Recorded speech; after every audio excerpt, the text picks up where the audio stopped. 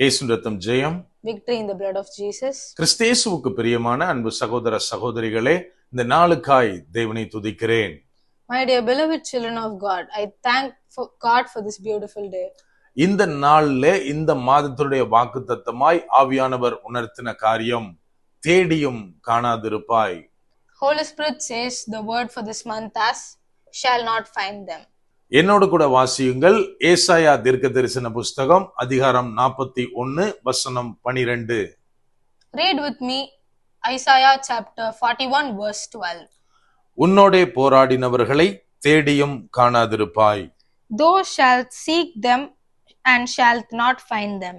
என கண்மானவர்களே, நம்மை பார்த்துதான் ஆவியானவர் சொல்லுகிறார், உங்களோடு போராடினவர்களை தேடினா கூட உங்களால பார்க்க முடியாது அப்படின்னு. God says to us that whoever fought against you, you will never see them again. அதாவது சில சூழ்நிலைகள், சில மனிதர்கள் நம்மளோட தொடர்ந்து போராடி கொண்டிருக்கலாம். Many situations or person can fight against us. அதாவது அந்த சூழ்நிலையை, அந்த பர்சனை நம்ம வின் பண்றது மாத்திரமல்ல, அவங்கள தேடினாலும் காண மாட்டோம் அப்படின்னு ஆவியானவர் சொல்லுகிறார். God says that he will help us to win over them, and not only winning, he will never let them come against us again. இந்த காரியத்தை வேதத்திலிருந்து ஒரு நபருடைய வாழ்க்கையில நான் பேச ஆசைப்படுகிறேன். We can see this incident in a person from the Bible. அந்த நபரின் பெயர் Rahab. The woman's name is Rahab. இந்த ராகாபை எங்க பார்க்கலாம் அப்படின்னா, யோசுவாவின் புஸ்தகம் 2வது அதிகாரத்துல இவர்களை குறித்து நாம் பார்க்க முடியும். We can see this Rahab in Joshua chapter 2. அங்கே எரிகோ நகரத்தை, எரிகோ பட்டணத்தை சுற்றி வேவு பார்க்கிறதற்காக யோசுவா 2 பேரை உள்ள அனுப்புறாரு. We can see that Joshua sends to spy over Jericho. அவர்கள் இந்த ராகாபினுடைய வீட்டிற்கு போனார்கள் அப்படின்னு எழுதப்பட்டுள்ளது. There it is mentioned that they both went to Rahab's house. இந்த ராகாபை குறித்து எவ்வாறு அந்த இடத்துல எழுதப்பட்டுள்ளது அப்படின்னு பார்த்தோம்னா, ராகாப் ஒரு வேசி என்று நாம் பார்க்கிறோம். It is written that Rahab was a prostitute. அதாவது என கண்மானவர்களே, இன்னைக்கு அநேக இந்த மாதிரியான வேசி தொழில் செய்கிறவருடைய கதையை நம்ம கேட்டோம் அப்படின்னா, if we hear a story from a prostitute now, அவங்க தெளிவா சொல்ற வார்த்தை, எங்களுக்கு பிடிக்கல, ஆனாலும் இதை விட்டு எங்களால போக முடியல, எங்களை நிர்பந்தம் பண்ணி இந்த தொழிலை பண்ண வைக்கிறாங்க அப்படின்னு தான் சொல்லுவாங்க. They say that I don't want to do this, but I'm forced to do it. நான் நினைக்கிறேன், இந்த ராகாபும் இந்த மாதிரியான நிர்பந்தத்தில் தான் இந்த வேசித்தனத்துல இருந்திருப்பாள் அப்படின்னு. I really think that maybe this Rahab could be one of these cases. நம்ம தொடர்ந்து வாசிக்கும் போதுல இந்த ராகாபுடைய வீடு எங்க இருந்தது அப்படின்னு நம்ம பார்க்கிறோம். When we see about her house, அதாவது அவளுடைய வீடு அலங்கத்தின் மேல், மதிலின் மேல் இருந்தது அப்படின்னு நம்ம வாசிக்கிறோம்.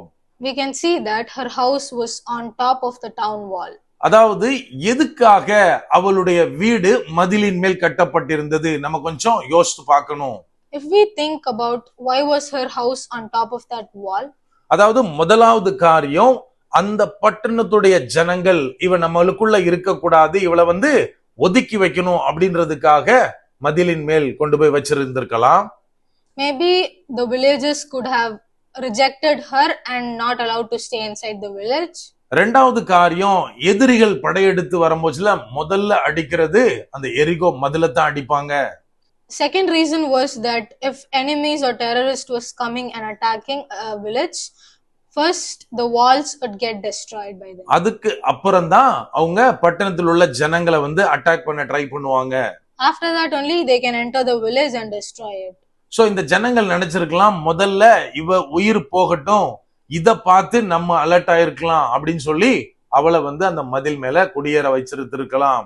Maybe the villagers would have thought that if she died because of the terrorist, we could get an alert and could escape from there. என கண்மானவர்களே, இந்த வேசியினுடைய வீட்டிற்கு போன அந்த 2 பேருக்கு இவள் உதவி செய்கிறாள். The 2 spies sent by Joshua were helped by this woman Rahab. அதாவது நம்ம தொடர்ந்து வாசித்தா தெரியும், இந்த ராகாப் இஸ்ரவேலின் தேவனை குறித்து பயந்தவளாய், அவரது வல்லமையை குறித்து அறிந்தவளாய் இவள் காணப்படுகிறாள். If we read that chapter, we can know that this Rahab was a fearful and faithful servant of God. நம்ம அந்த இடத்துல தெளிவாக வாசிக்கிறோம். அவ சொல்றா, அவங்க கிட்ட நீங்க எகிப்திலிருந்து ஆண்டவரால தேவனால வெளியில கொண்டு வரப்பட்டீங்க. சிவந்த சமுத்திரத்தை நீங்க எப்படி கடந்தீங்க, இன்னும் வனாந்திரத்துல அவர் எப்படி அற்புதமாய் உங்களை நடத்தினார் அப்படின்னு அவள் எல்லா காரியத்தையும் சொல்றாளு. She explains that you came out of Egypt through the help of God and he did a lot of miracles in the wilderness. இன்னும் அந்த இடத்துல சண்டை ஆரம்பிக்கப்படல.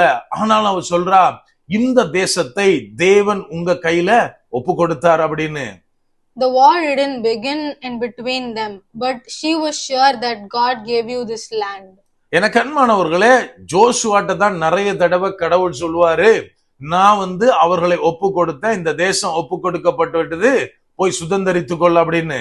We see that God a lot of times tells to Joshua that this land belongs to you, I will give this to you. ஆனா இங்க பாக்குறோம், இந்த ராகாப் வேசி அந்த தேவனுடைய ஒப்பு கொடுக்கப்பட்ட காரியத்தை முன்பதாக அறிந்தவளாய் காணப்பட்டாள். But this prostitute Rahab already knew that the Lord was giving this land to them. அதெல்லாம் வச்சுதான் நான் சொன்னேன், இவள் வற்புறுத்தப்பட்டு ஒப்பு கொடுக்கப்பட்டு வேற வழி இல்லாம தான் இந்த தொழிலை செய்து கொண்டிருந்திருப்பாள் அப்படின்னு. With this incident only I thought that she may have been forced by someone to do this prostitution. ஏன் அப்படின்னா அவ தேவனுக்கு பயந்தவளாய் காணப்பட்டாள். தேவனுக்கு பயப்படுறவங்களால தப்பு செய்யவே முடியாது.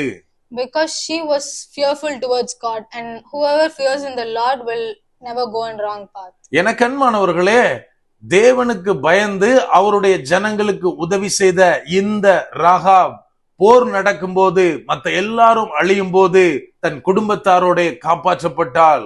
This Rahab was saved during the war because she was fearful and faithful toward the Lord.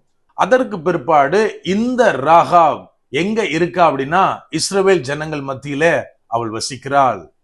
After this we can see this Rahab, she is with Israelites. எனக்கு அன்பானவர்களே, நம்ம ஆண்டவர் எப்படிப்பட்டவர்னா, ஏதாவது ஒரு காரியத்தை ஆரம்பிச்சார்னா 100% பெர்ஃபெக்ட்டா முடிக்கிறவர். God is one who completes his work perfectly. இந்த ராகாபை விடுதலை செய்தார், ஜனங்கள் மத்தியில குடியமர செய்தார். God released this woman Rahab and made her stay with his people. அதற்கு பிற்பாடு வேதத்துல இன்னொரு இடத்துல இந்த ராகாபை குறித்து நாம் வாசிக்கலாம். After this we can see this Rahab in another part of the Bible. எங்க அப்படின்னா மத்தேயு எழுதின சுவிசேஷம் அதிகாரம் 1ல இயேசு கிறிஸ்துடைய வம்ச வரலாறுல இவளை பார்க்கலாம். We can see her in Matthew chapter 1 in God's bloodline. நம்ம பார்க்கலாம், அங்கே ரூத்துடைய கணவனாகிய போவாசினுடைய தாயாக இந்த ராகாபை நாம் பார்க்கிறோம். Here we can see that Ruth's husband Boaz mother was this Rahab. எனக்கு அன்பானவர்களே, நம்ம கொஞ்சம் யோசித்து பார்க்கணும். அதாவது ஒரு வேசித்தனத்தால நிறைந்த ஒரு பெண் கூட நம்ம யாரும் பார்க்கிற மாதிரி நின்னு பேச கூட தயங்குவோம். If we think about ourselves, are we ready to talk to a woman who prostitutes? ஆனா ஆண்டவர் எப்படி இருக்கிறார் அப்படின்னா, இந்த மாதிரியாக இருந்த இந்த மாதிரியான வாழ்க்கை தன்மை கொண்ட ஒரு பெண்ணை தனக்கு பயந்ததினாலே அவர் எல்லாவற்றிலிருந்தும் விடுவித்து தன்னுடைய மகனை அனுப்புகிற அந்த வம்சத்துல அவள் இடம்பெறுகிற அளவிற்கு அவர் மாற்றுகிறார். God included her in his bloodline only because she was fearful and faithful towards him. எனக்கு அன்பானவர்களே, நம்ம கொஞ்சம் யோசிக்கணும். அவள் எல்லாவற்றிலிருந்தும் விடுவிக்கப்பட்டு இஸ்ரவேலோடு இருந்த போதிலும் சில நாட்களில் சில காரியங்களில் பயந்திருப்பாள். If we think about her after the war, after she went and joined with the Israelites, someday she would have been afraid of someone who was against her. நான் நினைக்கிறேன் சில ராத்திரியில பதறி போய் அவ எழுந்திருந்திருக்கலாம். ஏதோ ஒரு சத்தம் கேட்டது, யாரோ ஒருத்தர் அட்டாக் பண்ண வந்துட்டாங்கன்னு அவ பயந்து போய் யாரையோ தேடி இருந்திருக்கலாம். Maybe even for the little noises she heard in the night, she would have got up and thought that someone was going to attack her. ஆனா அவ எதற்கு பயந்தாலோ, யாரெல்லாம் நினைச்சு கலங்கி போயிருந்தாலோ அவங்க யாரையும் அவ திரும்ப பார்த்திருக்கவே முடியாது. ஏன்னா அவங்க யாருமே உயிரோடு கிடையாது. The person and the situation what she was afraid for when her house was on the wall would have never came into her life again. எனக்கு அன்பானவர்களே, நம்ம ஆண்டவர் எப்பவுமே எல்லாவற்றையும் முழுமையாக செய்து முடிக்கிறவர். Our God is a God who does everything to the 100%. ஏன் அப்படின்னா இன்றைக்கு ஒரு நல்ல ஒரு பெண்மணியாக இயேசு கிறிஸ்துடைய வம்சத்துல இருக்கிற இந்த ராகாபை தவறா நினைச்சவங்க யாரும் இப்ப உயிரோட கிடையாது. Because now she's praised among the Israelites, but the people who ignored her and displeased her were no more. அவள் யாரெல்லாம் பார்த்து பயந்திருந்தாலோ, யாரெல்லாம் அவரை ஒதுக்கினார்களோ, யாராலெல்லாம் தள்ளப்பட்டாலோ அவங்க யாருமே இப்போ உயிரோட கிடையாது. The people who avoided her or rejected her was no more. எனக்கு அன்பானவர்களே, நம்ம இன்னைக்கு நிக்கிற சூழ்நிலையை குறிச்சு நம்ம சிந்திச்சு பார்க்கணும். We have to think the situation we are standing in now. ஒருவேளை சில காரியங்கள் நம்மை பயமுறுத்தி கொண்டிருக்கலாம். Many situations may make us scared.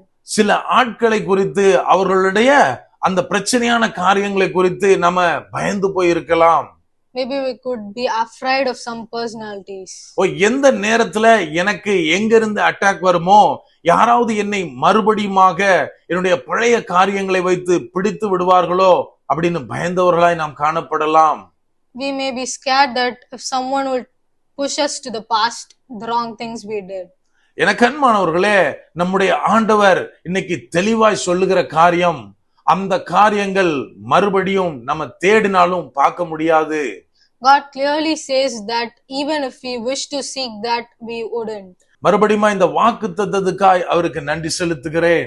I really thank him for this wonderful word. நம்ம என்ன சூழ்நிலையில இருந்தாலும் சரி, எதோடு போரிட்டு கொண்டிருந்தாலும் சரி, ஆவியானவர் தெளிவாய் சொல்லுகிற காரியம், உன்னோட போராடினவர்களை தேடியும் காணாதிருப்பாய். Whatever things we may going through or whatever we have come across, you will never see them again. அப்படியே கண்களை மூடுவோமா? Let's close our eyes for prayer. அன்பான ஆண்டவரே, இந்த நேரத்திலே அப்பா உம்மை நோக்கி பார்க்கிறோம். ஆவியானவர், நீர் எங்களோட இருக்கிறீர், அதற்காய் நன்றி செலுத்துகிறோம். அப்பா, இந்த நாளுக்காய், இந்த நேரத்துக்காய், இந்த வாக்குத்தத்தத்துக்காய் நன்றி தகப்பனே. அப்பா, இந்த நாள் வரையிலும் எங்களை நீர் நடத்தி வருகிறீரே, அந்த மேலான கிருபைகளுக்காய் நன்றி செலுத்துகிறோம். அப்பா, நாங்கள் இருக்கிற சூழ்நிலைகளை அறிந்த தேவன் நீர் தகப்பனே. எங்களுடைய எல்லாவற்றையும் நாங்கள் கூப்பிடுகிறதை, எங்களுடைய கண்ணீர்களை அறிந்தவர் நீர் தகப்பனே. எங்களை நீர் பார்த்து கொண்டே இருக்கிறீர் தகப்பனே. அப்பா, எங்களுடைய போராட்டம் எல்லாம் உமக்கு தெரியும் அப்பா. அப்பா, இந்த வாக்குத்தத்தத்தை நாங்கள் ஒவ்வொருவரும் சுதந்தரித்துக் கொள்ள ஆவியானவரே நீர் எங்களுக்கு உதவி செய்யுங்க. இந்த நேரத்திலே அப்பா, எங்களோட அநேக காரியங்கள் போராடி கொண்டிருக்கலாம்.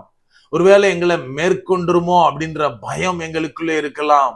ஆனாலும் அது வார்த்தை எங்களுக்கு தெளிவாய் சொல்லுகிறது, எதெல்லாம் எங்களோடு போராடுகிறதோ, யாரெல்லாம் போராடுகிறார்களோ, எந்த சூழ்நிலைகள் எல்லாம் எங்களுக்கு எதிராய் எழும்பி நிற்கிறதோ, அவைகள்ல நீர் எங்களை வெற்றி சிறக்க பண்ணுவீர்.